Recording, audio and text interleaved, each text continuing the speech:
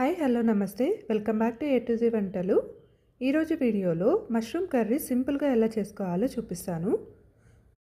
ముందుగా ఒక 200 grams mushroom తీసుకొని బాగా వాష్ చేసుకొని చిన్న పీసెస్ లాగా కట్ చేసేసుకోవాలి. ఇలా కట్ చేసుకున్న పీసెస్ని మ్యారినేట్ చేసుకోవాలి. దానికోసం ఈ పీసెస్ని ఒక బౌల్లో తీసుకోండి. ఇప్పుడు ఇందులోకి 1/2 టీ స్పూన్ పసుపు, పెప్పర్ పౌడర్, జీరా పౌడర్, అలాగే 1 టేబుల్ స్పూన్ కారం, ధనియా పౌడర్, రుచికి సరిపడ సాల్ట్, కొంచెం కసూరి మేతి, 1 టేబుల్ స్పూన్ నిమ్మరసం, అలాగే 3 టేబుల్ స్పూన్ పెరుగు వేసుకోవాలి.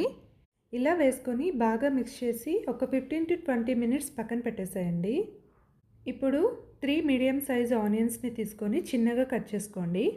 అలాగే 2 పచ్చిమిర్చి అయితే ఆప్షనల్, మీకు స్పైసీనెస్ తక్కువ ఉండాలంటే ఇది స్కిప్ చేసేసేయండి. అలాగే 2 టమాటోస్ తీసుకొని ఇలా మిక్సీ పట్టి పక్కన పెట్టేసుకోండి. ఇప్పుడు స్టవ్ మీద ఒక పాన్ పెట్టుకొని కొద్దిగా ఆయిల్ వేసుకోండి. ఆయిల్ హీట్ అయ్యాక ఇందులోకి 3 లేదా 4 లవంగాలు, ఒక ఇలాచి, కొద్దిగా మిరియాలు, అలాగే కొద్దిగా జీలకర్ర, కొంచెం షాజీరా వేసుకోండి. అలాగే ఒక చిన్న చెక్క కూడా వేసుకోండి. ఇలా వేసుకున్న తర్వాత మనం ముందుగా కట్ చేసి పెట్టుకున్న ఆనియన్స్ని వేసుకొని ఒక 2 మినిట్స్ అలాగే వేగనివ్వండి. ఇప్పుడు 1/2 టీ స్పూన్ పసుపు వేసుకొని బాగా మిక్స్ చేసుకోండి. ఇలా మిక్స్ చేసుకున్న తర్వాత మనం ముందుగా కట్ చేసి పెట్టుకున్న పచ్చిమిర్చి, అలాగే కొద్దిగా కరివేపాకు వేసుకొని మళ్ళీ ఒకసారి మిక్స్ చేసుకొని ఒక 2 మినిట్స్ పాటు అలాగే ఉండనివ్వండి. ఇప్పుడు 1 టేబుల్ స్పూన్ అల్లం వెల్లుల్లి పేస్ట్ వేసుకొని పచ్చివాసన పోయే వరకు వేగనివ్వండి. ఇలా వేగిన తర్వాత మనం ముందుగా మిక్సీ పట్టి పెట్టుకున్న ఈ టమోటా ప్యూరీని కూడా ఇందులో వేసేసుకోండి. ఇలా వేసుకున్న తర్వాత ఒకసారి బాగా మిక్స్ చేసుకొని ఒక 5 మినిట్స్ పాటు వేగనివ్వండి. ఇలా ఆయిల్ పైకి వచ్చే వరకు వేయించుకున్న తర్వాత ఇందులోకి 1 టేబుల్ స్పూన్ కారం వేసుకోండి.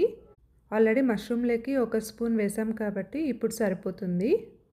ఇలా వేసుకొని ఒకసారి బాగా మిక్స్ చేసుకొని మళ్ళీ ఒక 2 మినిట్స్ పాటు వేగనివ్వండి.